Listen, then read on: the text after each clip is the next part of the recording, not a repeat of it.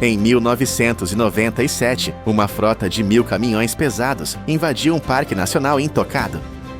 Eles não trouxeram suprimentos, mas 12.000 toneladas de lixo podre e ácido. O local virou um inferno de moscas e mau cheiro. A empresa foi processada, o projeto cancelado e a terra abandonada como um crime tóxico.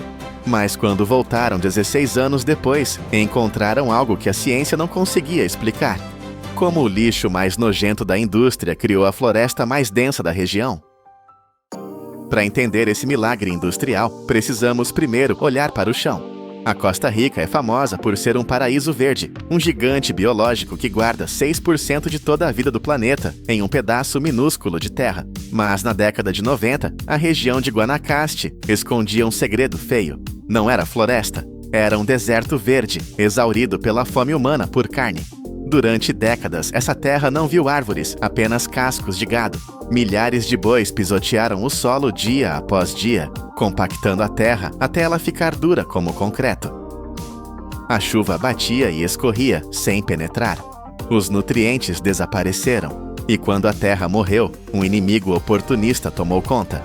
Uma grama africana invasora, trazida de outro continente, espalhou-se como um vírus. Ela crescia alta, bloqueava o sol, e na estação seca, transformava-se em combustível puro para incêndios devastadores. 40.000 hectares de terra foram declarados clinicamente mortos. Engenheiros florestais tentaram de tudo. Plantaram árvores que morreram de sede. Trouxeram máquinas para arar o solo, mas a grama sempre voltava. A natureza estava travada em um ciclo de destruição. Para quebrar esse ciclo, não bastava plantar sementes. Era preciso algo muito mais radical. Era preciso uma bomba de nutrientes tão massiva que chocasse o sistema de volta à vida. E a munição para essa bomba estava sendo produzida a poucos quilômetros dali, em uma fábrica que não sabia o que fazer com seu lixo. A fábrica se chamava Del Oro. Era uma gigante do processamento de frutas, uma máquina industrial que esmagava milhares de laranjas todos os dias para extrair o suco que o mundo bebia no café da manhã. Mas para cada copo de suco, sobrava uma montanha de cascas, bagaço e polpa ácida. Era um pesadelo logístico, onde colocar toneladas de lixo úmido que apodrece em horas. Queimar era caro e sujo. Aterros sanitários estavam lotados. Foi então que dois ecologistas visionários, Daniel Jansen e Winnie Hallwax, olharam para aquele lixo e não viram um problema. Eles viram energia pura. Eles propuseram um acordo que parecia loucura para qualquer advogado ou engenheiro tradicional. A ideia era simples. A fábrica Del Oro doaria uma parte de suas terras para expandir o Parque Nacional. Em troca, eles teriam permissão para despejar seus resíduos industriais diretamente no solo degradado do parque, sem pagar um centavo, sem tratamento, sem filtros, sem frescuras. Apenas a transferência bruta de biomassa da fábrica para a floresta. Era uma aposta de alto risco. A teoria dizia que as cascas matariam a grama invasora e alimentariam o solo. Mas na prática, ninguém nunca tinha tentado algo nessa escala. Despejar lixo industrial em uma área de conservação soava como uma sentença de morte, não como um remédio. Mas com a terra já morta, o que havia a perder? O contrato foi assinado. Os motores dos caminhões foram ligados. A Operação Laranja estava prestes a começar. O que aconteceu a seguir foi uma demonstração de força bruta logística. Durante o ano de 1997, a estrada para o parque tornou-se uma esteira transportadora de caminhões caçamba. Dia após dia, eles despejavam suas cargas. Não estamos falando de algumas carriolas de compostagem. Estamos falando de 12.000 toneladas. Para visualizar isso, imagine o peso de quase 2 torres Eiffel, feitas de casca de laranja, jogadas em um pedaço de terra do tamanho de 3 campos de futebol. A paisagem mudou instantaneamente. O solo cinzento e duro desapareceu sob uma camada espessa, laranja e gelatinosa. Em alguns lugares, a pilha de cascas chegava à cintura de um homem adulto. E então, o sol tropical fez o seu trabalho. O calor de 30 graus cozinhou a mistura. A decomposição começou com violência. O cheiro era indescritível. Uma mistura ácida de frutas cítricas fermentadas e podridão que impregnava o ar e as roupas. Nuvens de moscas, densas como fumaça preta, ergueram-se sobre a área. Larvas cobriram o chão. Para um observador comum, aquilo era o apocalipse. Parecia que a indústria tinha vomitado na natureza. Não havia beleza ali, apenas o caos biológico em sua forma mais crua e nojenta. Mas, invisível aos olhos humanos, sob aquela camada fétida, a química do solo estava mudando.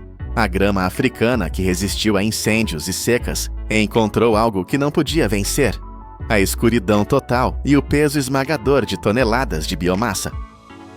Mas o mundo humano não tem a paciência da natureza.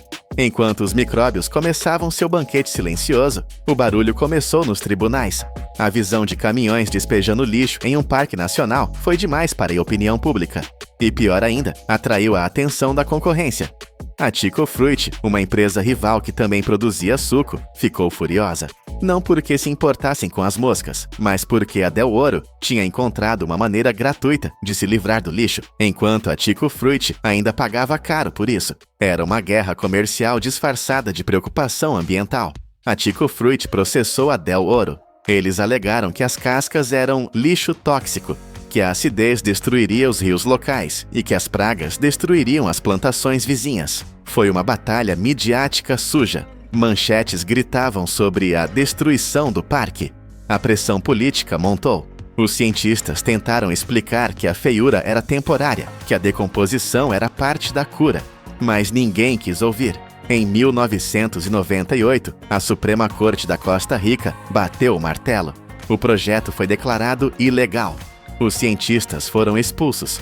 A Del Oro foi proibida de despejar mais uma única casca. O experimento foi encerrado com a marca da vergonha. Uma placa foi colocada no local, mas logo foi engolida pelo mato. Os 3 hectares de terra cobertos de lixo podre foram deixados para trás, esquecidos por todos. Ninguém voltou para medir. Ninguém voltou para ver. Por 16 anos, aquele pedaço de terra desapareceu do mapa. O tempo passou, a chuva lavou as estradas, os governos mudaram e a tecnologia avançou. Em 2013, um estudante de doutorado chamado Timothy Trower estava nos Estados Unidos, revirando arquivos antigos, quando encontrou uma menção a esse experimento fracassado. Ele ficou obcecado com uma pergunta: o que aconteceu com aquelas 12.000 toneladas? Elas ainda estavam lá? O solo tinha virado um deserto ácido, como previram os críticos. Ele decidiu voar para Costa Rica para descobrir, mas a expedição virou um filme de mistério. Trower tinha as coordenadas de GPS e mapas antigos, mas nada fazia sentido. Onde o mapa dizia que deveria haver um pasto aberto e seco, ele encontrava uma parede impenetrável de vegetação. Eles andaram sob o sol escaldante, cortando cipós com facões, suando, achando que o equipamento estava quebrado. Devemos estar no lugar errado, pensaram. Eles procuravam um deserto, mas estavam cercados por uma selva gigante. Até que, no meio do mato, o pé de alguém bateu em algo duro. Era a placa. A velha placa amarela que marcava o local do despejo, agora enferrujada e quase engolida pelas raízes de uma árvore gigante. O choque foi total. Eles não estavam perdidos. Eles estavam parados exatamente em cima do lixão. Mas o lixo tinha desaparecido. O pasto tinha desaparecido. Em seu lugar, erguia-se uma catedral verde. A equipe de Trower começou a medir, e os dados que coletaram deixaram a comunidade científica de queixo caído. Não era apenas algumas árvores a mais. Era uma revolução total. Eles compararam a área das laranjas com a área vizinha, que não recebeu lixo. A diferença era brutal. A biomassa aérea, ou seja, a quantidade de madeira e folhas vivas, era 176% maior no local do despejo. Era quase o triplo da vida. A grama africana assassina desapareceu completamente. Nem um único pé sobrou. O solo, antes duro e cinza, agora era preto, rico e úmido, carregado de nutrientes que você só encontra em florestas virgens antigas. A copa das árvores era tão densa que bloqueava quase toda a luz do sol, mantendo o chão fresco e úmido mesmo no verão. E o mais incrível, a diversidade de espécies explodiu. Não era uma monocultura, era uma complexa teia de vida, com figueiras gigantes, cipós e árvores de madeira de lei. E tudo isso aconteceu de graça, sem irrigação, sem pesticidas, sem tratores. Por 16 anos, nenhum humano tocou naquele chão. A natureza pegou o nosso lixo, quebrou cada molécula e construiu um novo mundo. Mas como? Como cascas ácidas criaram vida? A resposta está na escala. Quando você joga uma casca de banana no chão, nada acontece. Mas quando você joga 12.000 toneladas de açúcar, água e fibra, você cria um reator biológico. As cascas sufocaram a grama invasora instantaneamente, tirando a luz dela. Ao mesmo tempo, essa montanha de comida disparou uma explosão populacional de micróbios, fungos e insetos. Foi um banquete microscópico. Esses pequenos trabalhadores quebraram a matéria orgânica em velocidade recorde, liberando calor e nutrientes diretamente na terra. O solo tornou-se uma esponja de recursos. As sementes de árvores locais, trazidas pelo vento ou por pássaros, caíram nesse berço perfeito e cresceram com uma velocidade que seria impossível em condições normais. Mas atenção, isso não é mágica, é engenharia biológica. E como toda engenharia, tem riscos. Funcionou aqui porque o solo não era tóxico, apenas pobre. E o clima tropical acelerou a decomposição. Se tentássemos isso no Alasca, ou com lixo plástico misturado, teríamos criado um desastre. A chave foi usar o resíduo certo, no lugar certo, na quantidade massiva certa. Hoje, se você voar sobre Guanacaste, não conseguirá ver onde o lixo foi jogado. A cicatriz desapareceu, curada por uma floresta vibrante. Aquelas 12.000 toneladas que causaram processos judiciais e escândalos, agora são o sangue que corre nas veias dessas árvores gigantes. O crime tornou-se a cura. Essa história nos força a encarar uma verdade desconfortável. Talvez sejamos nós que estamos errados sobre o que é lixo. Na natureza, o lixo não existe. Tudo é combustível. Tudo é um tijolo para a próxima construção.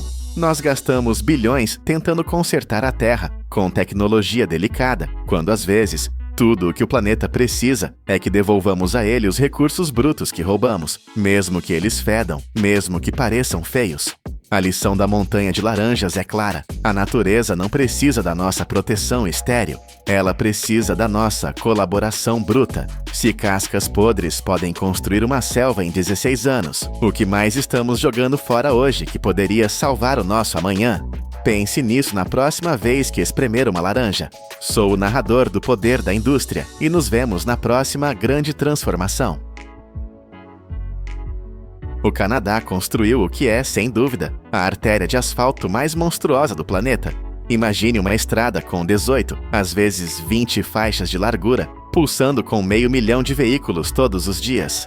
Mas este gigante não é um símbolo de triunfo, é um símbolo de paralisia. Ele queima 56 bilhões de dólares todos os anos em fumaça e tempo perdido. Para salvar a economia, os engenheiros propuseram um plano que parece saído de um filme de ficção. Enterrar um rio de aço de 50 quilômetros de extensão bem debaixo da cidade. O custo? 130 bilhões de dólares. Será este o projeto que salvará a América do Norte ou a maior armadilha financeira da história? Para entender por que alguém consideraria gastar uma fortuna tão inimaginável, você precisa primeiro sentir o desespero que reina na superfície. A rodovia 401 não é apenas uma estrada, é a espinha dorsal de toda a economia canadense. Estendendo-se por 828 quilômetros, desde a ponte Ambassador, em Detroit, até a fronteira de Quebec, ela carrega o peso de uma nação. Quando foi inaugurada em 1953, era uma via modesta de 2 pistas, prometendo liberdade e velocidade. Mas o progresso tem um apetite insaciável. Em apenas uma década, ela inchou para 12 pistas. Hoje, em Toronto, ela se expandiu para 18 ou 20 faixas, tornando-se um dos gargalos mais notórios de todo o continente norte-americano. O trecho entre Ranfort Drive e a rodovia 427 vê um volume de tráfego que supera as lendárias e caóticas autoestradas de Los Angeles e Atlanta. Estamos falando de 500.000 veículos, dia após dia, lutando por cada metro de asfalto. Imagine a cena na hora do rush. Um oceano de luzes de freio vermelhas, estendendo-se até onde a vista alcança. Motores queimando combustível inutilmente, motoristas presos em gaiolas de metal. O custo dessa imobilidade é astronômico. Caminhões parados significam fábricas paradas. A região da Grande Toronto perde 44,7 bilhões de dólares canadenses anualmente apenas devido a esse congestionamento. Se olharmos para toda a província de Ontário, o número salta para 56,4 bilhões. 60% de todas as mercadorias que viajam por caminhão entre o Canadá e os Estados Unidos passam por aqui. Isso representa 2,7 bilhões de dólares em produtos diariamente. Um único acidente, um único caminhão tombado, pode paralisar linhas de montagem em Detroit e esvaziar prateleiras em Ontário. E há o custo humano e ambiental. Cada caminhão em marcha lenta emite quase 8 kg de dióxido de carbono por hora. E no trecho conhecido como Beco da Carnificina, entre Windsor e London, a neblina e a velocidade já causaram desastres horríveis, incluindo um engavetamento de 100 carros em fevereiro de 2025. Quando não há mais espaço para crescer para os lados, a única opção que resta é cavar fundo. Diante desse cenário apocalíptico, o governo de Ontário ressuscitou uma ideia que é tão ambiciosa quanto aterrorizante: construir um túnel contínuo de 50 quilômetros sob a cidade mais densamente povoada do país. Não estamos falando de um simples buraco no chão. O plano técnico prevê uma estrutura que desafia a engenharia moderna. Imagine um complexo subterrâneo de 3 andares, um verdadeiro bolo de camadas feito de concreto reforçado e aço. Um nível seria dedicado exclusivamente ao tráfego que flui para o leste. Outro nível, isolado, levaria os veículos para o oeste. E o terceiro nível, talvez o mais crucial, seria reservado para o peso pesado, caminhões de carga e transporte público. A ideia é conectar Brampton e Mississauga, no oeste, a Markham e Scarborough, no leste, criando uma via expressa que ignora completamente o caos da superfície. O primeiro-ministro Doug Ford já colocou este projeto na lista de prioridades nacionais, buscando aprovações ambientais aceleradas. Para realizar essa façanha, seriam necessárias máquinas perfuradoras de túneis, as TBMs, verdadeiros vermes mecânicos de centenas de toneladas, que mastigam rocha sólida e deixam para trás um tubo de concreto acabado. Mas desenhar isso em um plano digital é fácil. A realidade física de perfurar sob arranha-céus, bairros residenciais antigos e infraestrutura existente é um pesadelo logístico. Estamos falando de uma cirurgia invasiva no coração geológico de uma metrópole viva, onde um erro de cálculo pode ter consequências catastróficas. Para compreender a verdadeira escala do desafio, precisamos olhar para além das fronteiras do Canadá. A história da engenharia global está repleta de lições duras sobre túneis. O Eurotúnel, que conecta o Reino Unido à França, tem uma extensão semelhante de 50 quilômetros. Mas há uma diferença crucial. Ele transporta apenas trens elétricos. Mesmo assim, para garantir a segurança, foi necessário construir 3 tubos separados para ventilação e evacuação. Agora, imagine um túnel rodoviário dessa extensão, cheio de carros e caminhões emitindo calor e gases de escape. A necessidade de sistemas de ventilação seria monumental. Como você troca o ar de 50 quilômetros de subsolo sem criar chaminés tóxicas em toda a cidade? Olhemos para o Japão, uma nação conhecida por sua proeza técnica. O túnel Yamachi em Tóquio tem apenas 18 quilômetros, menos da metade do que Toronto propõe. Ainda assim, os engenheiros japoneses levaram mais de 20 anos para concluí-lo. Se o Japão precisou de 2 décadas para 18 quilômetros, quanto tempo Toronto levará para 50? Na Austrália, o túnel North Connex de Sydney, com apenas 9 quilômetros, exigiu torres de exaustão enormes para dissipar a poluição, gerando protestos dos moradores. Na Índia, o túnel Zojila requer saídas de emergência a cada 250 metros. Aplicar esses padrões de segurança sobre Toronto significaria construir milhares de poços de acesso, sistemas de supressão de incêndio e salas de pânico subterrâneas. A densidade de tecnologia necessária para manter as pessoas vivas e seguras a 30 metros de profundidade é algo que raramente foi tentado nessa escala em um túnel rodoviário urbano. Essa complexidade técnica nos leva diretamente ao aspecto mais chocante de todo o projeto: o preço. Projetos de túneis têm uma reputação notória de estourar orçamentos. Em Ottawa, um estudo para um túnel minúsculo de 3 quilômetros custou milhões e o projeto explodiu para 2 bilhões antes de ser cancelado.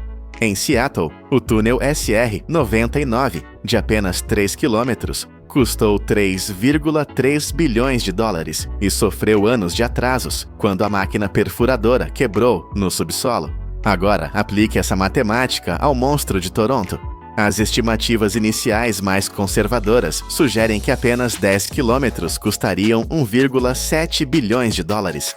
Quando você extrapola isso para a extensão total de 50 quilômetros e adiciona a complexidade dos 3 níveis, o custo total estimado atinge a marca vertiginosa de 90 bilhões de dólares americanos. Se incluírem linhas ferroviárias como prometido, a conta pode subir para 130 bilhões. Para colocar isso em perspectiva, esse valor é comparável a todo o orçamento anual de defesa do Canadá. É dinheiro suficiente para construir mais de 100 hospitais de última geração. E o tempo? Especialistas preveem que, no melhor cenário, a construção levaria de 15 a 20 anos. Estamos falando de 2 décadas de obras. Tentar acelerar o processo exigiria comprar mais máquinas perfuradoras, cada uma custando cerca de 150 milhões de dólares. E mesmo com todo o dinheiro do mundo, a geologia é imprevisível. Uma máquina quebrada, um lençol freático inesperado ou uma falha na rocha podem paralisar o trabalho por meses, enquanto o medidor de custos continua girando furiosamente. Mas o custo financeiro é apenas metade da história. O custo físico para a região seria devastador.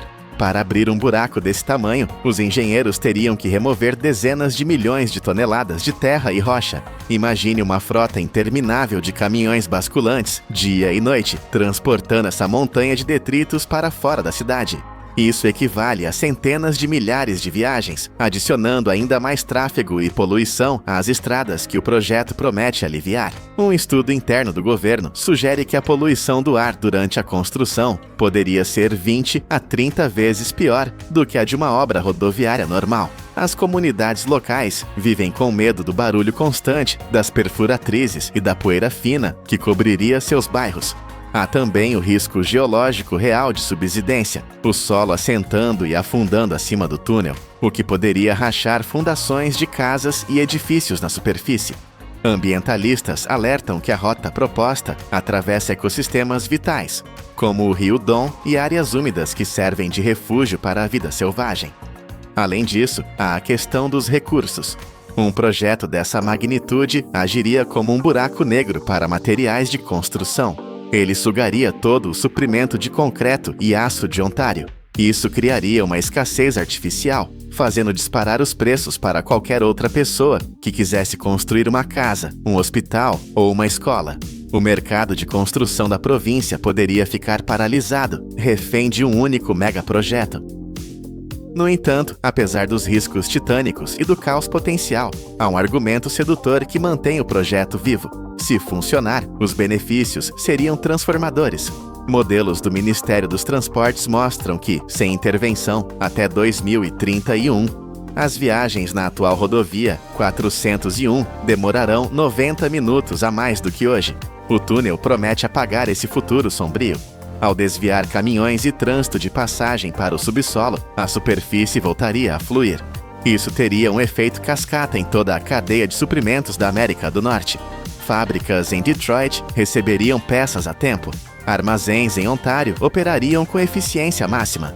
A economia de combustível e horas de trabalho seria imensa. Além disso, um túnel é um ambiente controlado. Sem cruzamentos, sem saídas abruptas, sem neve ou chuva, o risco de acidentes cai drasticamente. A segurança seria incomparável. E há a promessa de transporte público rápido. Trens ou ônibus voando pelo subsolo a velocidades constantes, incentivando as pessoas a deixarem seus carros em casa. Para a economia local, a construção criaria 10 mil empregos diretos, sustentando famílias de engenheiros e operários por uma geração inteira. Estamos diante de uma encruzilhada histórica. O túnel sob a rodovia 401 é a maior aposta de infraestrutura já concebida na América do Norte. Se for bem sucedido, será uma maravilha do mundo moderno, um novo padrão de eficiência que fará a Interestadual 95 parecer obsoleta. O Canadá terá resolvido seu maior problema logístico e garantido seu futuro econômico. Mas se falhar, se os custos dobrarem como tantos outros megaprojetos, ou se a construção se arrastar indefinidamente, Ontário herdará uma dívida que sufocará seus serviços públicos por décadas. Será um monumento inacabado à ambição desmedida. As máquinas ainda estão silenciosas. O solo ainda está intacto. Mas a decisão precisa ser tomada. Continuar sangrando bilhões no congestionamento ou arriscar tudo em uma visão subterrânea. A única certeza é que o preço de não fazer nada já se tornou alto demais para pagar. Imagine 15 grandes pirâmides de Gizé, não feitas de pedra, mas preenchidas até o topo com um lodo tóxico e negro. Nos últimos 10 anos, 198 milhões de libras de petróleo foram derramadas nos nossos oceanos. Quando o navio MT Solar afundou, levando consigo uma carga mortal, a humanidade descobriu uma verdade aterrorizante. Nossas tecnologias de bilhões de dólares falharam. A salvação não veio de robôs futuristas, mas do lixo que jogamos fora. Como o cabelo humano e a casca de coco humilharam a engenharia moderna. Bem-vindos ao poder da indústria. Para entender o peso dessa crise, precisamos olhar para o abismo. Era 11 de agosto de 2006. O petroleiro MT Solar 1, carregado pela Petron Corporation, navegava pelas águas das Filipinas. Mas ele carregava mais do que combustível. Carregava uma bomba relógio ambiental. Devido à idade avançada e ao peso excessivo, o gigante de aço sucumbiu. Ele mergulhou 3.000 pés para a escuridão do fundo do mar. O impacto foi devastador. O navio liberou 550 mil galões de óleo bunker. Não estamos falando de gasolina comum que evapora. O óleo bunker é espesso, pesado, um veneno viscoso usado em navios industriais. Para visualizar isso, imagine 840 piscinas de quintal cheias de alcatrão líquido. Esse volume colossal transformou o paraíso da ilha de Guimaras em um inferno negro. Esta ilha, famosa mundialmente por suas mangas doces e praias de areia branca, viu suas águas cristalinas morrerem. A mancha cobriu 3.700 acres de ecossistema. Florestas de mangue, vitais para a vida marinha, foram sufocadas. Recifes de coral, que levaram séculos para crescer, foram transformados em pedra negra da noite para o dia. O desastre atingiu o coração da economia local. 20 mil pescadores acordaram sem trabalho. A água estava tão poluída que a pesca foi proibida. Famílias inteiras perderam tudo. Crianças deixaram a escola porque não havia dinheiro. O turismo que trazia bilhões de pesos evaporou. As Filipinas fizeram o que qualquer nação moderna faria. Ativaram os protocolos de emergência. Trouxeram o que havia de melhor no mercado internacional. Barreiras flutuantes de contenção. Navios com escumadeiras mecânicas, absorventes industriais. Parecia um exército tecnológico pronto para a guerra, mas houve um problema terrível. O óleo bunker riu dessas tecnologias. Ele era denso demais. Ele não flutuava simplesmente. Ele se aglutinava, colava nas rochas, penetrava na areia e passava por baixo das barreiras. As máquinas ocidentais, projetadas para óleos mais leves, tornaram-se sucata inútil. Além disso, a geografia era um pesadelo. A reserva marinha ficava longe, acessível apenas por estradas estreitas, onde a maquinaria pesada não passava. Não havia navios de limpeza americanos ou europeus por perto. Diante do apocalipse ecológico, com a tecnologia de ponta derrotada, o país teve que tomar uma decisão que parecia uma piada cruel: limpar o oceano com as próprias mãos. Quando o metal e o plástico falharam, a engenharia olhou para a biologia. A solução encontrada foi tão bizarra que o mundo duvidou. Eles decidiram usar cabelo humano. Sim, o mesmo cabelo que varremos do chão das barbearias. De repente, uma mobilização nacional começou. De Manila a Cebu, milhares de salões de beleza pararam de jogar o cabelo no lixo. Estudantes universitários formaram filas, não para festas, mas para raspar a cabeça e doar seus fios para salvar o mar. Mas por que cabelo? Isso não é magia, é física pura. O cabelo humano tem uma estrutura superficial única, cheia de escamas microscópicas. Ele é o que os cientistas chamam de oleofílico e hidrofóbico. Traduzindo, ele ama óleo e odeia água. Cada fio de cabelo funciona como um tubo minúsculo que agarra o óleo e não o solta. Ao contrário das esponjas sintéticas que incham com a água, o cabelo ignora a água e foca apenas no veneno negro. Ele flutua na superfície, absorvendo a mancha tóxica sem parar. A eficácia é assustadora. Um experimento prático feito durante o desastre do Cosco Busan, em São Francisco, provou isso. Descobriram que apenas 1 libra de cabelo pode absorver 1,5 galão de óleo. Em outro teste real, 25 mil libras de cabelo conseguiram sugar 170 mil galões de petróleo bruto. Imagine a cena: redes de nylon cheias de cabelo, estendendo-se por dezenas de metros no oceano, agindo como barreiras vivas que limpam a água. É uma tecnologia orgânica, gratuita e disponível em qualquer lugar onde existam pessoas. No entanto, nem tudo era perfeito. O cabelo tem um defeito grave. Ele demora muito para se decompor na natureza. E havia outro risco. O cabelo moderno vem carregado de tinturas e produtos químicos de salão que poderiam contaminar ainda mais o ecossistema frágil. A humanidade precisava de algo ainda mais puro, mais abundante e totalmente natural. E a natureza, em sua sabedoria infinita, já tinha criado esse material. Ele estava lá, empilhado como lixo nas fazendas, esperando ser descoberto. 17 anos depois, em 2023, o pesadelo voltou. Um navio virou na costa de Bataan com 370 mil galões de combustível industrial. O mar escureceu novamente, mas desta vez não houve pânico por doações de cabelo. A guarda costeira das Filipinas sabia exatamente o que fazer. Eles correram para as fazendas e arrastaram milhares de sacos de cascas de coco secas para a praia. Eles não estavam improvisando. Eles estavam usando a arma secreta da natureza, a fibra de coco, conhecida como coir. Durante décadas, o mundo desperdiçou esse material. As Filipinas, a Indonésia e a Índia produzem montanhas de cocos. Bebemos a água, comemos a carne, usamos a madeira. Mas a casca, 85 a 90% da fibra de coco do mundo era jogada fora ou queimada. A casca representa 35% do peso da fruta e nós a tratávamos como lixo inútil. Um erro gigantesco. A história já nos tinha dado a dica. Na Segunda Guerra Mundial, os exércitos chamavam isso de fibra dourada.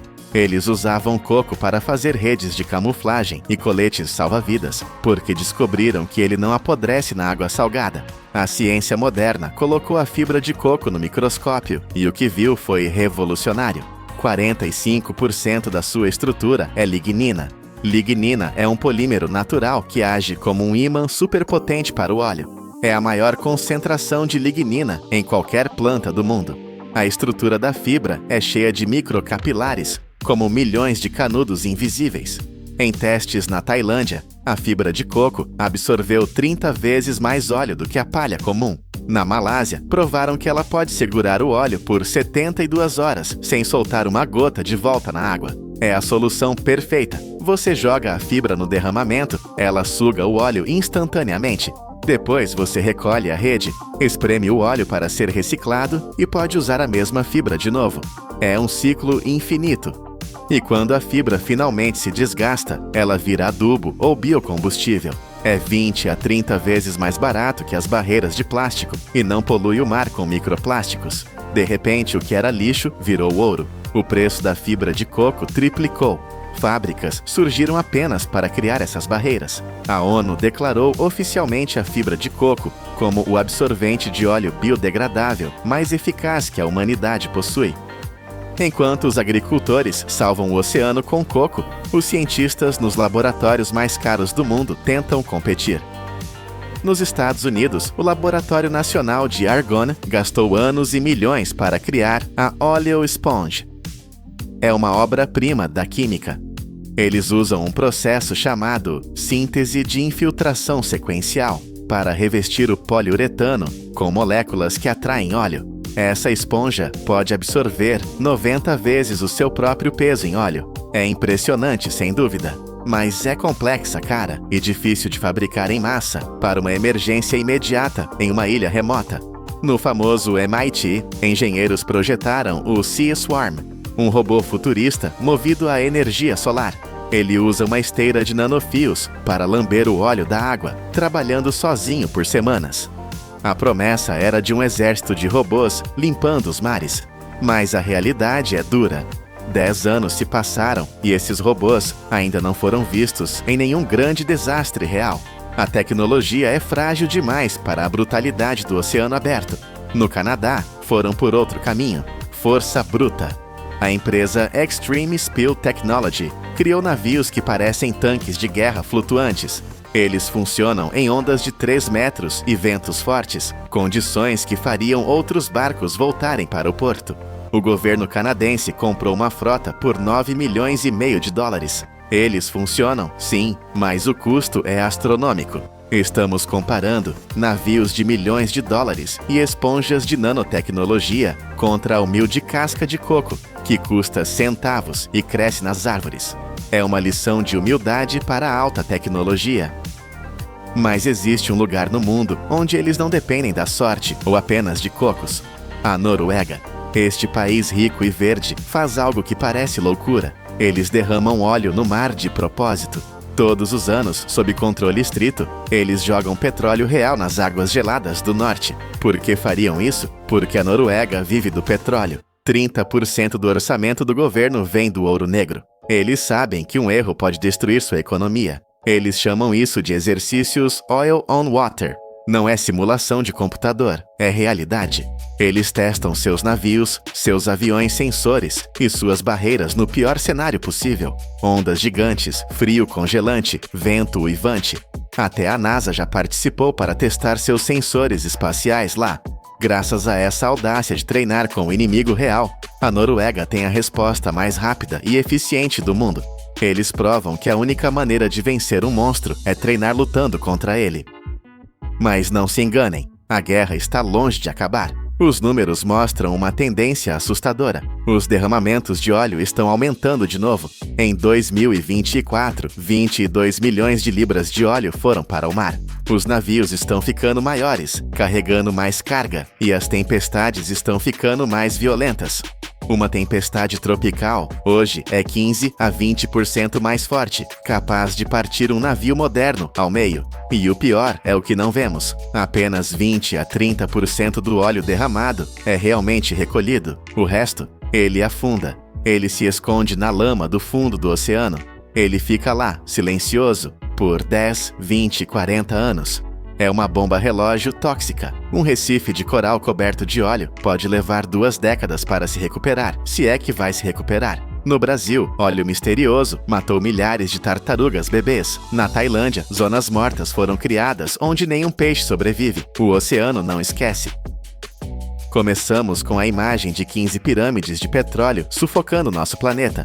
A indústria gasta bilhões prometendo soluções mágicas, robôs e nanotecnologia. Mas a história do MT Solar nos ensinou uma lição que não podemos ignorar. Quando a maré negra chega, destruindo o sustento de milhares e matando ecossistemas inteiros, a tecnologia humana muitas vezes se ajoelha. E quem nos levanta? A própria natureza. A simples fibra de um coco, que considerávamos lixo, tornou-se nosso escudo mais forte. O cabelo que cortamos e jogamos fora tornou-se a rede que salva a vida marinha. É uma ironia poética e poderosa. Quando a humanidade fere a Terra com seu progresso industrial, é a Terra que estende a mão com a cura. Talvez o futuro da indústria não seja apenas construir máquinas maiores, mas aprender a usar a sabedoria silenciosa que cresce nas árvores e vive em nós. O verdadeiro poder da indústria é trabalhar com a natureza, não contra ela. Imagine que 1/4 de todo o território de uma das maiores nações da Terra se transformou em pó. Para impedir este apocalipse, a China está a construir uma muralha viva com o dobro do tamanho da Califórnia. Mas existe aqui um paradoxo brutal. Enquanto uma mão planta bilhões de árvores para deter a areia, a outra destrói o maior lago do país para extraí-la. Bem-vindos à maior guerra ecológica e industrial da história. Para compreender a verdadeira dimensão deste combate, precisamos primeiro olhar para o abismo. O nosso planeta já viu cerca de 40% de toda a sua superfície terrestre transformar-se em deserto. É uma crise silenciosa que devora o mundo. E desde a década de 1980, a China tornou-se o epicentro absoluto deste desastre. Enquanto o sul do país permanece verde e úmido, o norte enfrenta uma seca tão violenta que o próprio ar parece sufocar quem respira. A pouca água que resta nestas regiões áridas é impiedosamente sugada por complexos industriais massivos, fazendas gigantescas e cidades em explosão demográfica. A humanidade perfura poços cada vez mais profundos e ergue represas colossais, mas a natureza responde com um silêncio aterrador. Os rios começaram a desaparecer do mapa. O Rio Amarelo, que durante milênios foi o orgulho e a artéria vital da civilização chinesa, chegou ao ponto crítico de secar completamente por 6 meses inteiros em um único ano. Ao mesmo tempo, as florestas evaporaram. Em 1949, a cobertura florestal da nação tinha caído para uns aterrorizantes 8%. O sobrepastoreio e o corte descontrolado de madeira deixaram a terra nua, erodida e sem nutrientes, incapaz de sustentar qualquer forma de vida. As consequências foram imediatas e devastadoras. O deserto de Gobi, como uma besta faminta, começou a expandir-se, engolindo cerca de 3.800 milhas quadradas de terra fértil a cada ano. Esta máquina natural de caos cresceu até atingir o tamanho do estado do Alasca, tornando-se um dos 6 maiores desertos da Terra. As tempestades de areia geradas aqui são tão titânicas que viajam milhares de quilômetros, escurecendo os céus de Pequim e chegando a sufocar cidades no Japão e na Coreia do Sul. Diante da aniquilação total da terra arável, a resposta da engenharia não foi recuar. Foi lançar o maior projeto de bioengenharia que a humanidade já ousou tentar. Em 1978, nasceu a Grande Muralha Verde. O objetivo era simples, mas tecnicamente insano: transformar a terra morta em um escudo vivo. O apelido Grande Muralha de Árvores não é um exagero. É uma descrição literal de uma barreira destinada a travar o vento e a areia. Mas como se planta uma floresta no inferno? As temperaturas nestas regiões são extremas, oscilando de 40 graus negativos num inverno capaz de congelar aço, a mais de 37 graus positivos num verão escaldante. Ventos uivantes podem enterrar mudas jovens sob dunas de areia em uma única noite. Engenheiros e botânicos tiveram de reinventar a própria agricultura. Eles desenvolveram sacos de irrigação por gotejamento enterrados profundamente no solo para manter a umidade vital por meses a fio. Criaram covas de plantio em forma de funil, desenhadas geometricamente para capturar o orvalho da manhã. Eles selecionaram espécies de superárvores resistentes à seca, como o salgueiro vermelho e o chopo do deserto. Estas não são plantas comuns, são sobreviventes biológicos com raízes que penetram de 60 a 90 pés no solo, buscando lençóis freáticos profundos que nenhuma outra planta alcançaria. Após mais de 4 décadas de uma luta brutal contra os elementos, o impossível aconteceu. Em 2009, as florestas artificiais já cobriam uma área de 193 mil milhas quadradas. Isso é o dobro do tamanho da Califórnia. Um relatório de 2020 confirmou que este cinturão verde absorveu quantidades massivas de dióxido de carbono e resfriou a região. O avanço do deserto não só parou, como reverteu. Em 2022, o deserto encolheu mais de 770 milhas quadradas. Por trás destes números frios, existe o suor quente de milhões de pessoas. Heróis anônimos como a senhora Yin Yusen, que passou 40 anos plantando mais de 74 mil acres de árvores, protegendo cada muda contra a fúria do vento. O que antes era uma máquina de tempestades, tornou-se um símbolo de renascimento. Mas domar a areia com árvores foi apenas o primeiro ato. O desafio seguinte foi atravessar o coração do Mar da Morte, o deserto de Taklamakan. Aqui, 85% da superfície é composta por dunas móveis que engolem tudo o que permanece estático. No entanto, para aceder às vastas reservas de petróleo e gás de Xinjiang, a China precisava de uma artéria vital. Em 1993, começou a construção da rodovia do deserto de Tarim. Manter uma estrada aberta num lugar onde o vento move dunas inteiras em horas exigiu uma logística de guerra. A solução foi criar um corredor blindado, fileiras de árvores bloqueadoras de areia ao longo de toda a rota, sustentadas por sistemas de irrigação em larga escala. A cada 2,5 milhas existem estações de manutenção operando 24 horas por dia, 7 dias por semana. É uma batalha constante contra a natureza. O mais impressionante é a sustentabilidade desta cicatriz de asfalto. Esta é a primeira rodovia carbono zero do país. 109 poços de irrigação e 86 centrais de energia solar alimentam o sistema, economizando cerca de 1.000 toneladas de diesel anualmente. E a ambição não parou no asfalto. Eles construíram a ferrovia Rotan-Ruokiang, uma maravilha de aço de 439 milhas, onde 90% do trajeto cruza áreas sem estradas. Com 180 pontes e mais de 1.000 passagens inferiores, os trens deslizam sobre o deserto, protegidos por 9 centros de controle de areia e redes especiais que estabilizam as dunas. Milhares de trabalhadores lutam diariamente para limpar os trilhos. Por vezes terminam de manhã apenas para ver o vento cobrir tudo novamente à tarde. Contudo, enquanto a China luta heroicamente contra o excesso de areia no norte, as suas megacidades enfrentam uma crise oposta e bizarra, uma fome voraz por areia. A urbanização desenfreada, que levou mais de 65% da população para as cidades até 2024, exige quase 3 bilhões de toneladas de areia todos os anos. Isso é areia suficiente para encher 1.200.000 piscinas olímpicas. E aqui reside a cruel ironia geológica. A areia do deserto, aquela que eles tentam desesperadamente conter com árvores, é inútil para a construção.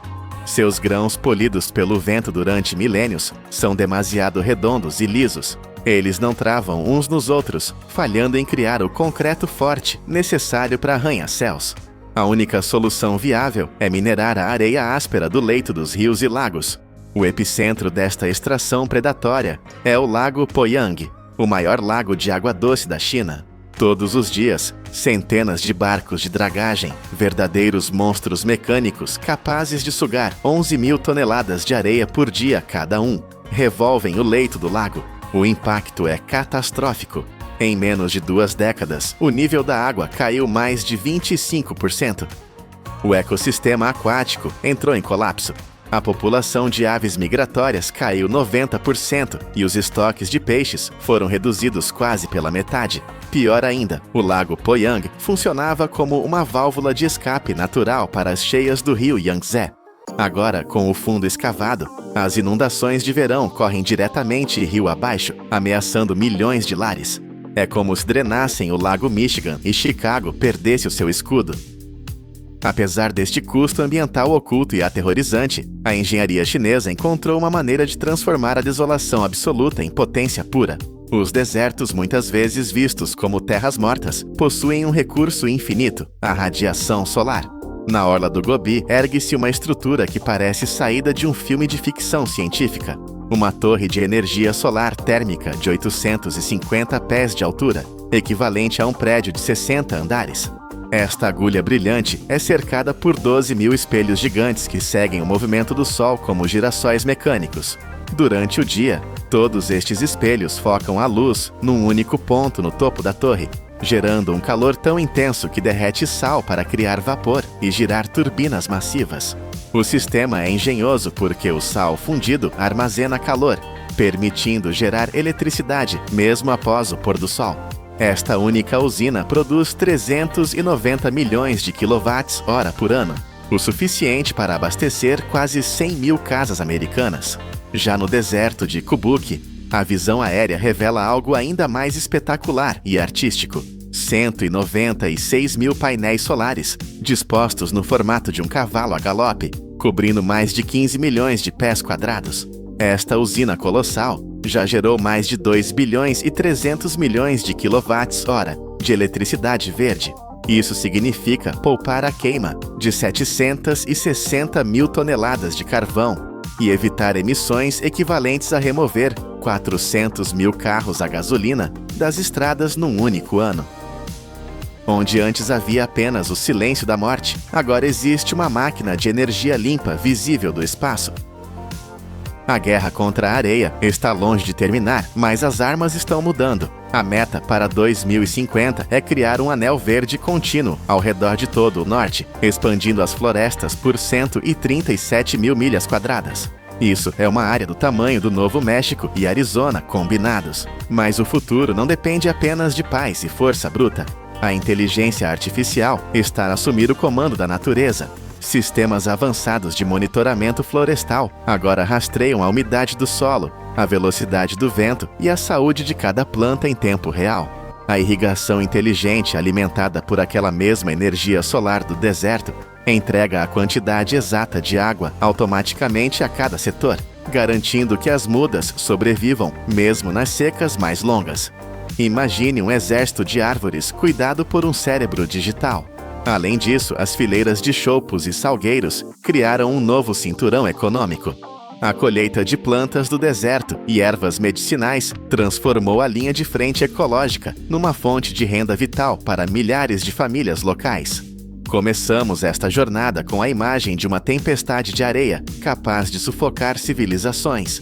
Um inimigo implacável e antigo. Agora vemos como a humanidade transformou esse inimigo em recurso, com campos de espelhos que derretem sal, estradas de carbono zero que cortam dunas e florestas geridas por inteligência artificial. O paradoxo chinês ensina-nos uma lição brutal e magnífica. A linha entre a catástrofe ecológica e o triunfo da engenharia é tão fina quanto a camada de solo fértil que tentamos salvar. A capacidade de reescrever a geografia de um continente está nas nossas mãos. A única questão que resta é: conseguiremos manter o equilíbrio antes que a areia do tempo se esgote? O Dubai constrói ilhas artificiais, jogando areia no mar. O Kuwait fez exatamente o oposto. Trouxe o oceano inteiro para o meio de um deserto brutal. Eles escavaram 170 milhões de jardas cúbicas de areia, o suficiente para erguer 20 grandes pirâmides. Tudo isto num lugar onde o calor chega aos 50 graus Celsius. Mas o mais chocante não é o tamanho, é a tecnologia. A água flui por esta cidade sem uma única bomba elétrica. Como é possível domar o oceano usando apenas a gravidade? Para entender a loucura deste projeto, é preciso sentir o desespero geográfico de uma nação inteira. O Kuwait é um país rico, impulsionado pelo ouro negro, mas vive numa armadilha natural. Mais de 70% do seu território é um deserto estéril, uma vastidão de areia onde a vida é quase impossível. No verão, os ventos são tão quentes que parecem o sopro de um forno aberto, e as tempestades de areia cortam como lâminas. A população de 4 milhões de pessoas está espremida numa faixa costeira minúscula, com apenas 100 quilômetros de extensão. Imaginem um país inteiro a tentar respirar por uma janela pequena, enquanto o resto da casa está em chamas. A maior parte dessa costa preciosa já foi devorada por portos industriais, bases militares e refinarias de petróleo. Não havia mais espaço para crescer. A solução óbvia seria olhar para o mar, como fez o Dubai, com as suas famosas ilhas em forma de palmeira. Mas a natureza tinha outros planos para o Kuwait. O fundo do mar nesta região não é firme. É composto por uma lama macia e traiçoeira. Se os engenheiros tentassem construir ilhas artificiais ali, lançando milhões de toneladas de areia e rocha, a estrutura simplesmente afundaria no lodo, resultando num colapso catastrófico. O país estava encurralado. Atrás, um deserto que mata. À frente, um mar que não sustenta terra firme. Foi neste momento de impasse que surgiu uma ideia radical. Uma daquelas propostas que parecem impossíveis até serem desenhadas no papel. Se não podemos avançar para o mar deve avançar para nós.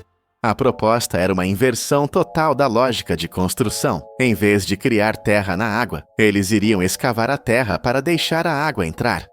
O plano era criar canais profundos, lagoas e ilhas artificiais, quilômetros deserto adentro, duplicando efetivamente a linha costeira do país. Mas transformar esta visão em realidade exigiria a maior operação de movimento de terra que o Médio Oriente alguma vez viu. Quando as máquinas chegaram ao deserto do Sul em 2004, a escala do desafio tornou-se assustadoramente clara. Não se tratava apenas de cavar buracos, tratava-se de mover uma quantidade de matéria que a mente humana mal consegue processar. Estamos a falar de escavar mais de 170 milhões de jardas cúbicas de areia e solo. Para colocar isto em perspectiva, é mais material do que foi movido durante toda a fase inicial da construção do Canal de Suez. Se empilhássemos toda esta areia, poderíamos construir 20 réplicas perfeitas da Grande Pirâmide de Gizé. Mas o verdadeiro inimigo nesta guerra não era o volume de terra, era o Sol. O Kuwait é o 5º país mais quente do mundo. No local da obra, as temperaturas subiam regularmente para marcas entre 40 e 7,50 graus Celsius. O calor era tão intenso, tão físico, que o trabalho se tornava letal. O metal das máquinas ficava tão quente que podia queimar a pele ao toque. Por questões de segurança humana e mecânica, toda a obra parava obrigatoriamente entre as 11 da manhã e as 4 da tarde durante os meses de verão. O deserto impunha um toque de recolher térmico. Para não perderem a guerra contra o relógio, os engenheiros transformaram a noite em dia. Assim que o sol se punha, o deserto, normalmente mergulhado numa escuridão total, explodia em luz.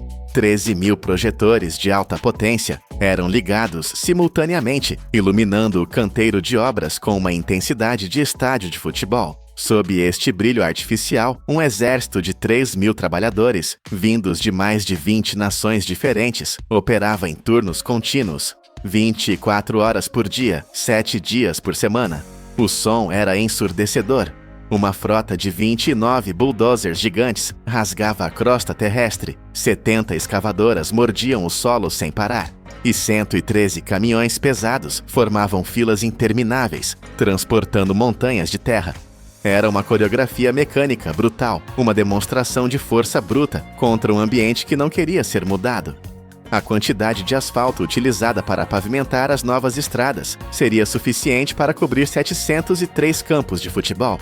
Mas mesmo com toda esta força, o solo do deserto escondia uma armadilha mortal. Cavar é a parte fácil.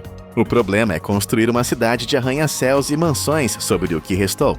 O solo nativo daquela região não é rocha sólida. É uma mistura instável de areia fina, sal e lodo, com a consistência de uma esponja molhada. É um terreno traiçoeiro, propenso a colapsar sob peso ou a dissolver-se com a chuva. Se construíssem casas ali sem tratamento, as fundações rachariam e os edifícios afundariam na areia movediça. Para resolver isto, a engenharia teve de usar a violência. Eles não podiam ser gentis com a terra, tinham de a espancar até que ela ficasse dura. O método escolhido chama-se compactação dinâmica e é tão impressionante quanto parece. Imaginem um guindaste colossal a levantar um peso de aço maciço de 33.000 libras. Isso são 15 toneladas, o peso de 3 elefantes adultos. Este peso é erguido a uma altura de 40 pés, o equivalente a um prédio de 4 andares, e depois simplesmente largado em queda livre. Boom! O impacto no solo cria um mini terremoto. A força da colisão expulsa o ar e a água que estão presos entre os grãos de areia, forçando as partículas a unirem-se numa massa densa e sólida. E eles não faziam isto apenas uma vez. O martelo gigante batia no mesmo ponto 15 vezes seguidas, criando crateras de compressão com 33 pés de profundidade. Visto do céu, o local da construção parecia a superfície da Lua, ou um waffle gigantesco, marcado por milhares de crateras geométricas onde o peso tinha caído. Foi um processo lento, metódico e barulhento, repetido milhão após milhão de vezes, até que todo o terreno esponjoso se tornasse uma base firme, capaz de suportar o peso de uma cidade moderna. Só depois deste castigo geológico é que as fundações puderam ser lançadas. Mas a maior inovação ainda estava por vir: a água. O maior pesadelo de qualquer engenheiro ao trazer o mar para o deserto é a água estagnada. Num clima tão quente, se a água nos canais não se mover constantemente, ela evapora. A salinidade dispara e tudo se transforma num pântano verde, tóxico e mal cheiroso. A solução tradicional seria instalar bombas elétricas gigantescas, monstros mecânicos que consumiriam rios de dinheiro e eletricidade para empurrar a água. Mas o Kuwait queria algo mais inteligente. Eles queriam que a cidade respirasse sozinha. Eles contrataram especialistas para criar um modelo hidrodinâmico tridimensional, simulando cada gota de água, cada curva dos canais e cada movimento da maré. O objetivo era desenhar uma cidade onde a água circulasse naturalmente, sem ajuda de máquinas. E conseguiram. O sistema funciona inteiramente com base na pressão do mar e na gravidade, uma vitória da engenharia passiva. O segredo está nos portões de maré. Estas não são portas comuns. São estruturas de aço titânicas, pesando 22 mil libras, 10 toneladas cada uma. O mais incrível é que elas não têm motores. Elas abrem e fecham sozinhas. Quando a maré sobe no Golfo Pérsico, a pressão da água empurra os portões, abrindo-os e permitindo que o mar fresco entre nos canais. Quando a maré desce, os portões fecham-se ou direcionam a água para saídas específicas, garantindo que a água velha saia e a água nova entre. O volume de troca é alucinante. 7,1 milhões de galões de água do mar fluem através deste sistema a cada minuto. É como um coração gigante e invisível a bombear vida para dentro do deserto, usando apenas a força da lua e das marés. Sem eletricidade, sem ruído de motores, apenas o poder silencioso da física. A água nos canais artificiais acabou por ficar mais limpa e oxigenada do que no mar aberto. E quando se cria um ambiente perfeito, a natureza responde de formas que ninguém esperava. O que era para ser apenas um projeto imobiliário transformou-se acidentalmente na maior experiência ecológica do Médio Oriente. Antes das escavadoras chegarem, aquela área era um deserto salgado com pouca vida. A biodiversidade marinha na costa era limitada a cerca de 142 espécies. Mas assim que a água começou a fluir pelos novos canais, algo mágico aconteceu. A vida invadiu a cidade. Hoje, os biólogos contam mais de 1.000 espécies marinhas a viver dentro deste sistema artificial. Golfinhos selvagens foram avistados a nadar curiosos pelos canais, quilômetros deserto adentro, caçando peixes nas águas calmas. Tartarugas marinhas encontraram refúgio ali. As paredes de betão e os quebra-mares, feitos de 28 mil blocos hexagonais, começaram a ser colonizados por corais e ervas marinhas, transformando a infraestrutura cinzenta num recife vibrante e vivo.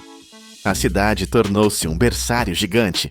Peixes jovens entram nos canais, crescem em segurança longe dos predadores do mar aberto e depois voltam para o oceano, reabastecendo os estoques de peixe de todo o Golfo. Para completar o cenário paradisíaco, a areia das praias não foi deixada ao acaso. A areia local era demasiado amarela e poeirenta, por isso foi lavada 4 vezes em 8 plantas industriais diferentes para remover todas as impurezas. O resultado é uma areia branca, brilhante e pura, digna das Caraíbas, mas situada no coração do Médio Oriente. Plantaram-se milhares de árvores de mangue nas margens para ancorar o solo e trazer o verde para a paisagem árida. Parecia o paraíso na terra, mas todo o paraíso tem o seu preço, e aqui o preço é o silêncio. A escala financeira deste projeto é tão vasta quanto a sua engenharia. 5 bilhões de dólares investidos para criar uma área equivalente a Manhattan. Mas ao caminhar pelas ruas perfeitas da Cidade do Mar, nota-se algo estranho. Tudo é demasiado perfeito e demasiado vazio. As casas aqui não são para pessoas comuns. O preço de uma vivenda varia entre 700 mil e 1.600.000 dólares. Cada casa tem a sua praia privada, o seu cais privado e vista para a água azul turquesa. O centro da cidade é um centro comercial colossal que custou 820 milhões de dólares. Tem a sua própria marina, com capacidade para 900 iates. Aqui, a elite não vai às compras de carro, vai de iate. Mas a realidade é que a maioria destas mansões são apenas casas de férias. Durante a semana, a cidade parece um cenário de filme abandonado. As ruas estão desertas, as janelas estão escuras. É uma cidade fantasma de luxo, que só ganha vida nos fins de semana. E há o contraste humano brutal. Enquanto iates de milhões de dólares flutuam nos canais, os milhares de trabalhadores que construíram este milagre vivem numa realidade muito diferente. Eles são migrantes que suportam o calor de 50 graus, vivendo em contentores temporários no deserto, lutando contra tempestades de areia para construir um sonho onde nunca poderão viver. A cidade consome recursos de forma voraz. Só o sistema de água potável exigiu 17 torres gigantes. É um monumento à desigualdade, tanto quanto é um monumento à engenharia. Tudo começou com 170 milhões de jardas cúbicas de areia sendo arrancadas da terra. Hoje, onde antes havia apenas calor e pó, existe uma Veneza moderna, onde o mar respira ao ritmo da lua, sem a ajuda de uma única máquina.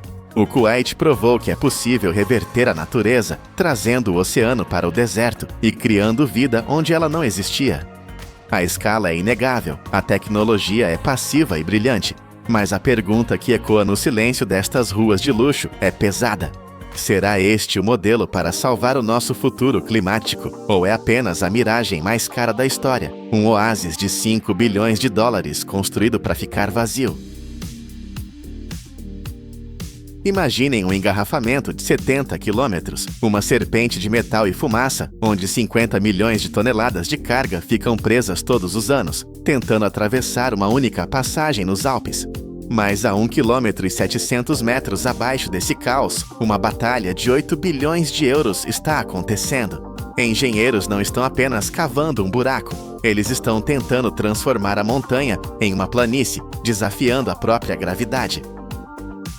Para entender por que estamos gastando bilhões para perfurar o coração da Europa, você precisa sentir o peso da história e da física esmagando a economia atual. Durante séculos, o Passo de Brenner foi a única garganta por onde o norte da Europa conseguia respirar e trocar mercadorias com o sul.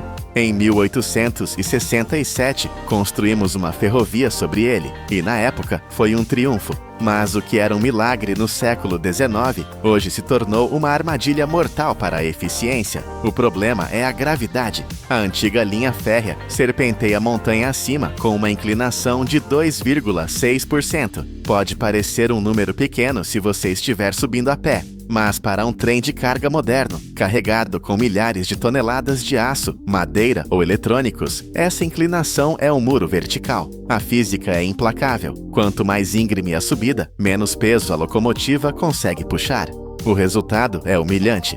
Trens poderosos são forçados a rastejar a meros 70 km por hora, queimando freios e energia, muitas vezes precisando de 2 ou 3 locomotivas apenas para vencer a subida. E nas estradas, a situação é um pesadelo visual. A autoestrada construída nos anos 70, a famosa A13 na Áustria e a 22 na Itália, está saturada.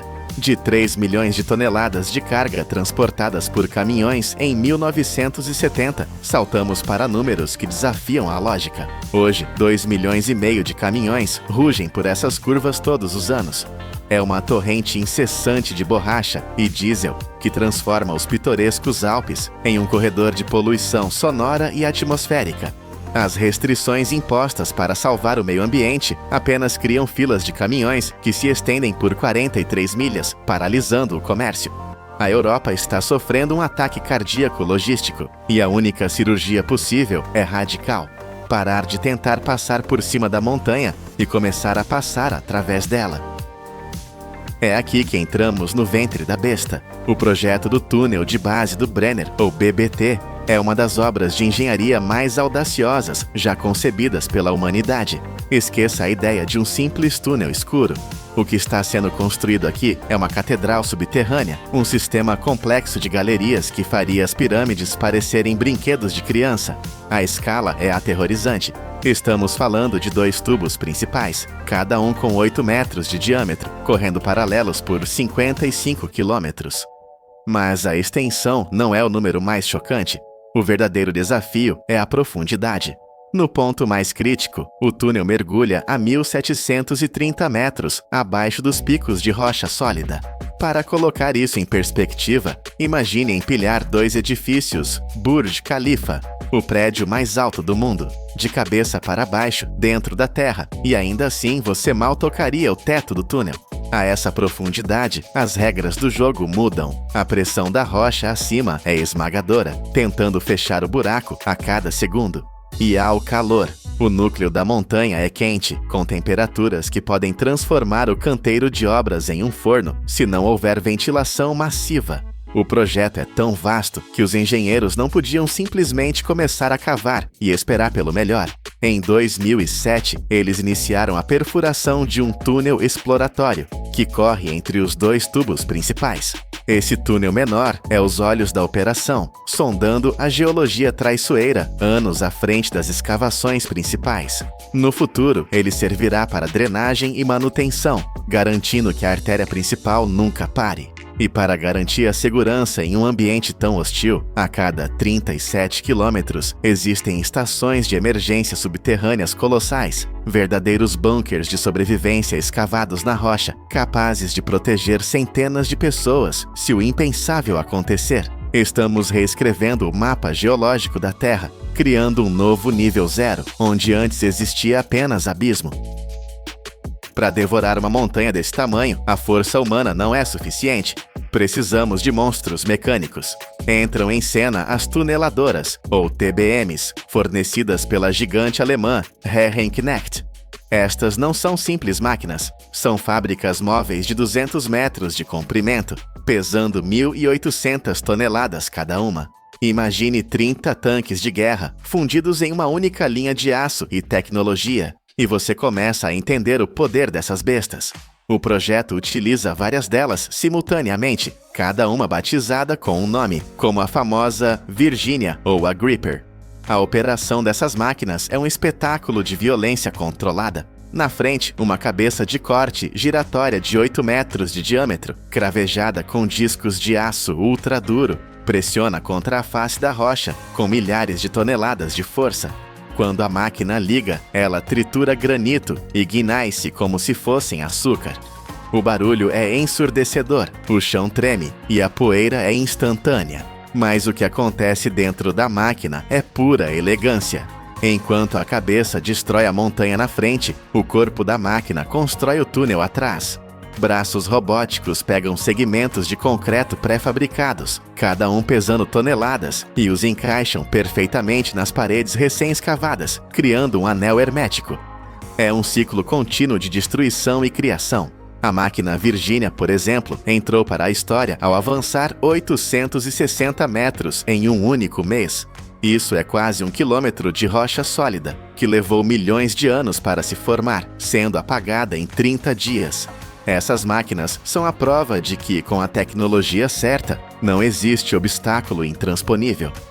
Elas transformam o caos geológico em um tubo de concreto perfeito, guiado por lasers com precisão milimétrica, garantindo que, após dezenas de quilômetros na escuridão, os túneis se encontrem com um erro menor que o tamanho de uma moeda. Mas seria arrogância pensar que podemos dominar os Alpes apenas com robôs. A montanha tem defesas que quebram até o aço mais duro. O túnel atravessa uma das zonas geológicas mais complexas da Europa, incluindo a temida falha periadriática. Aqui, as placas tectônicas colidiram eras atrás, deixando a rocha fraturada, instável e imprevisível. Lançar uma TBM de 200 metros nessas zonas seria suicídio para o equipamento. A máquina poderia ficar presa, esmagada pela montanha que se move. É aqui que a tecnologia futurista cede lugar à brutalidade da velha guarda, o método de perfuração e detonação. Cerca de 50% de todo o túnel está sendo escavado assim. Esqueça a precisão silenciosa. Aqui reina o trovão. Enormes perfuratrizes fazem buracos profundos na face da rocha, que são então recheados com explosivos industriais. Quando a detonação acontece, a onda de choque percorre a espinha da montanha, estilhaçando a rocha rebelde em uma chuva de pedras. O momento após a explosão é o mais perigoso. O teto do túnel está exposto, cru e instável.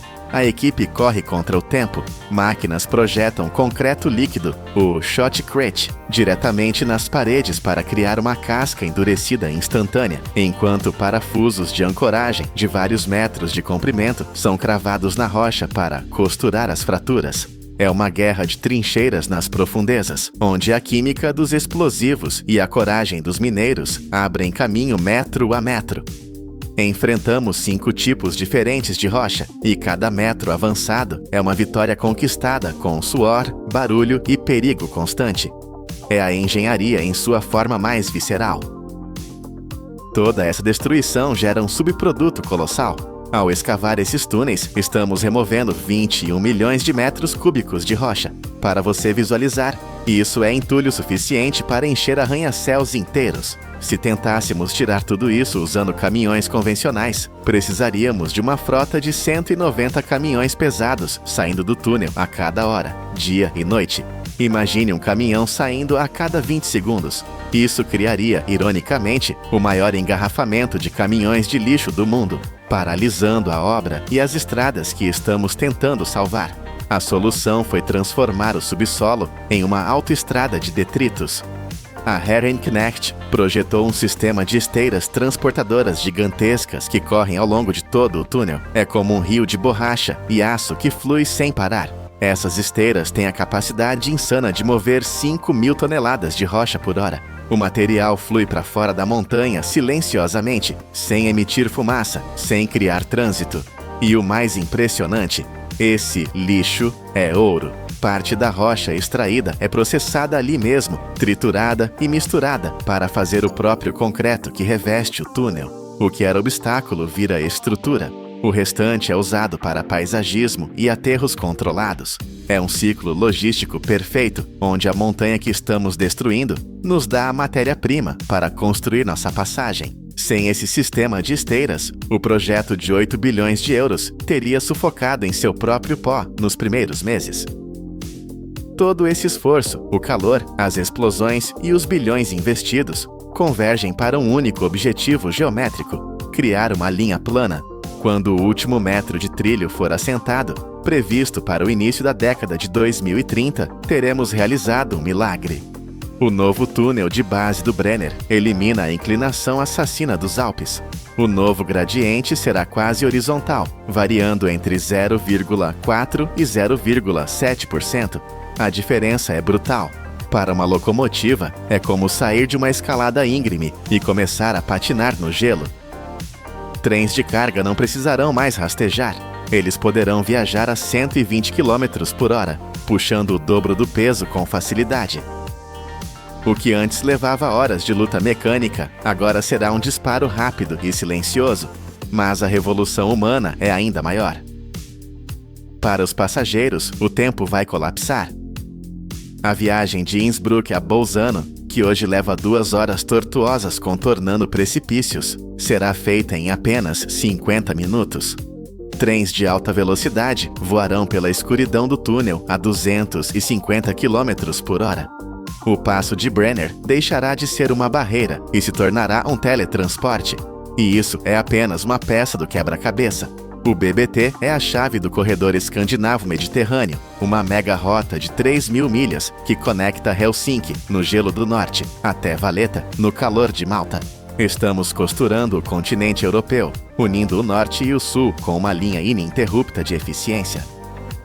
Começamos olhando para um engarrafamento de 43 milhas, com motoristas exaustos olhando para os Alpes como uma muralha indiferente.